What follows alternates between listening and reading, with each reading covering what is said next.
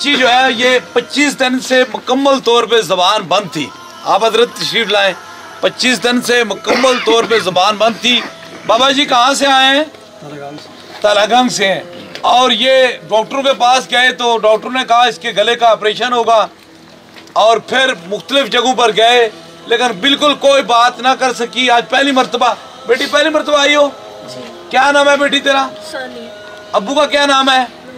पढ़ो कलमा ला इलाहा इल्लल्लाह मुहम्मद रसूल। आज पहली मरतबा ये यहाँ आई है तो अल्लाह ने इससे ज़बान अता कर दी है। अब कितने लोग, आप सारे मौजूद हैं। ये बाबा जी है, इनकी बेटी है, और आप सारों के सामने अभी ये लाइन में इसको ही चेक कर रहे थे। ये लाइन में अभी भी लोग लगे हुए हैं। बस बताने का मकसद ये है कि बहुत सारे बदगुमान और तायदार ख़त्म नबूवत के मुनकरों के एजेंट जो हैं वो लोग कहते हैं वलियों के पास जाने से क्या होता है। अगर वलियों के पास ना जाने से ऐसा कुछ ना होता तो फिर डॉक्टरों के पास जाने से क्या होता। अगर डॉक्टर खोलते ज़बान तो इसकी खोल लेते। ये बाबा जी कहाँ से हॉस्पिटल में गए?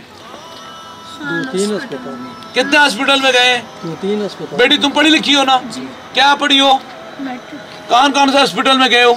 नुसरत हॉस्पिटल में, और हॉस्पिटल में, और सेटलर टाउन में, और पिम्स हॉस्पिटल में। कितने हॉस्पिटल फिर चुकी है लेकिन जबान नहीं खुली है।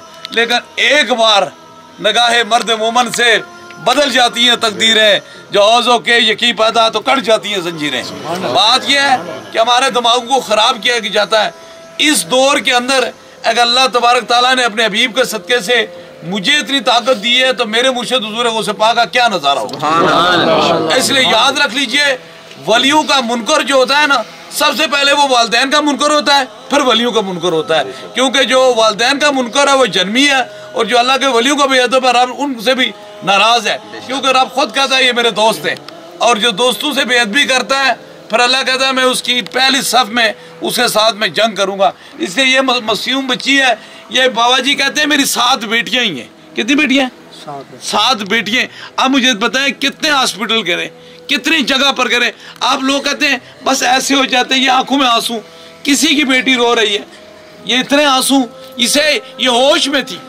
ये लोग कहते हैं ना पता नहीं जिन्नात चिमट गए, ये हो गया फलान हो गया। कोई नहीं ऐसी बात, कोई ऐसी बात। सारी चीज़ जिन्नात ही नहीं होती है, कुछ खुदा का हुक्म होता है कि अल्लाह के वली के दरवाजे पे आता है तो रब उसकी तकदीर को बदल कर रख देता है। ये सारी जिंदगी नहीं बोल सकती थी। बेटी तुम होश में थी ना? बिल्कुल। जिन जिन हॉस्पिटलों में गई होश में थी ना, लेकिन तेरी जबान नहीं चल रही थी ना, तू बोल नहीं रही थी ना। अब ये देखे ना रो रही है। कोई जानबूझ के ये कहता है मेरी जबान बंद हो जाए? कोई ऐसा हो सकता है?